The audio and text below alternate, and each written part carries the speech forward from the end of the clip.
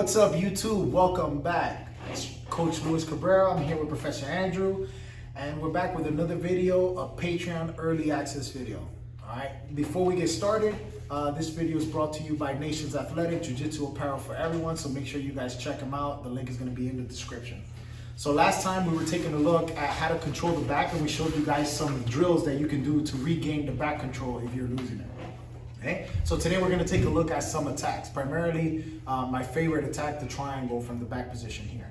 So one thing first that we want to take note, when we want to control our partner's ability here to rotate their shoulders and their hips left and right.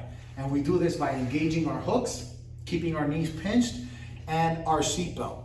Okay, but our seatbelt is a little misleading. All right, so a lot of the times we think that our hands is what's giving us control of the upper body, but in reality, it's our elbows. So if we keep our elbows nice and pinched here, we can actually prevent our partner from rotating, and our hands are free to actually do some hand fighting. So let's take a look at how we set up the triangle from the back.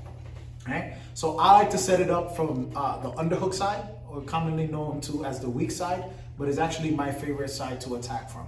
All right, so we fall here, we have nice tight hooks. So the first thing that I want to do is I want to eliminate my partner's ability to bridge into me and start rotating his hips. So try to bridge. See, he wants to do that. Okay, that's a common reaction. So the way that I'm going to try to limit that is I'm going to take my bottom hook here and I'm going to shoot it across his hip, and I'm going to take my top hook and I'm going to place it right on top of my foot here, and I'm going to be pressing down with my foot. So now when he tries to bridge and rotate his hips, it makes it a little hard for him here. Okay, so I keep my seatbelt nice and engaged here, and now I'm going to look for my hand fighting here. If my partner's hands are not engaged, I'm just going to shoot up a choke and threaten to choke here. This is usually going to prompt my partner's hands to come up and defend here. Okay, so now in terms of my grips with the hand fighting, okay, if I'm controlling straight grips, meaning left hand to left hand, right hand to right hand, I'm controlling at the knuckle line here. Okay, if I'm controlling cross grips, I want to control at the wrist level. Okay, so let's take a look at that here. I'm going to take my control hand here and I'm going to grab wrist to wrist and I'm going to pin it into his stomach here.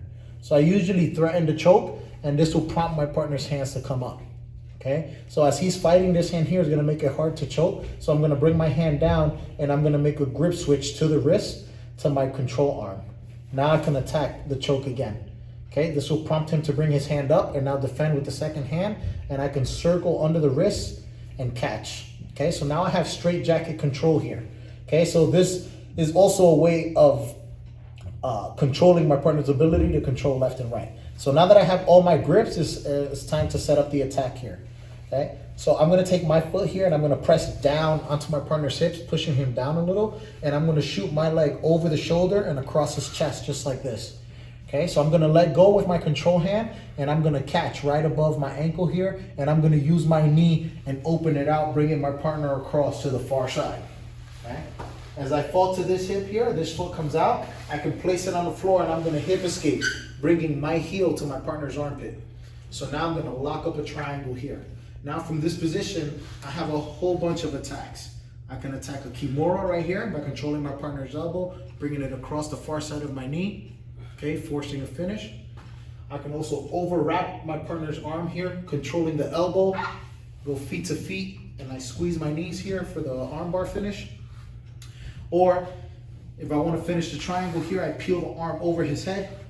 I can scoop my hips back, reach for his leg here, and now I can squeeze my knees together for the finish.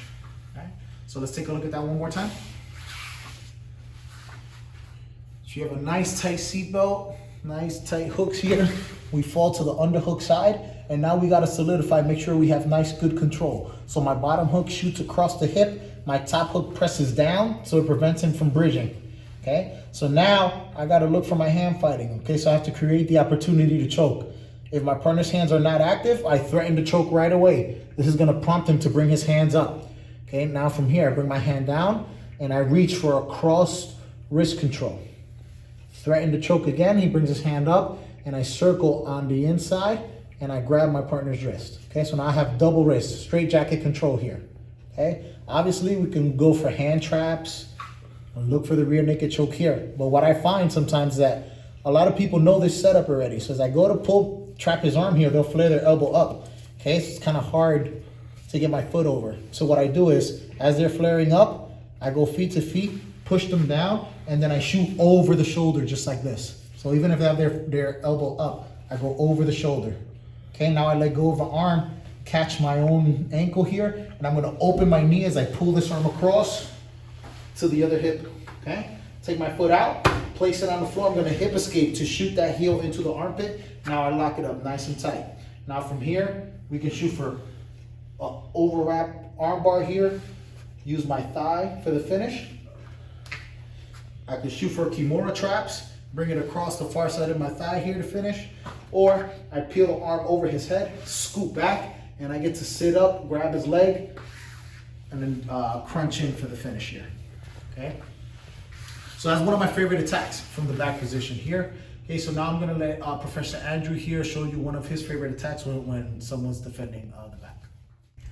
All right, guys, so now we're gonna take a look at another attack, this time when your partner falls to the strong side, or the overhook side, choking arm side, right? So we're gonna be with Professor Andrew, and he's gonna go over an attack that he likes to use. So we're here, guys, we have the back, right? Like Coach Lewis said, we're gonna fall to the overhook side, or the strong side, over here. What I like to do is just like what Coach Lewis said, if I keep my hooks here, it's easy for him to turn his hips and start to work that escape. So what I want to do is, we're falling to the right side in this scenario, the left side, we're going to take the left foot and bring it across his hip line, and my right foot is going to come on top of my foot, and I pinch my knees together. So it's harder for him to win this hip battle, okay? Now when we're going for the choke, he's going to have this arm exposed, right? His main concern is my top hand choking him, because the bottom one can't, okay? So I'm going to use that to my advantage.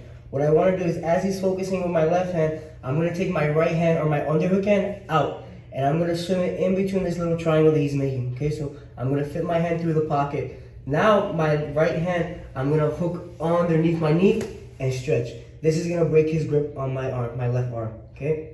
Now from here, what I want to do is, I'm going to look to rotate my elbow up towards my shoulder. And this is going to force his arm, or his finger, or his thumb, to face down to the mat. Okay, so we go from being here, his hand is relaxed, I'm gonna elbow behind me, so now his arm is facing down. Okay, my right hand is gonna look to control right behind his elbow or his tricep area.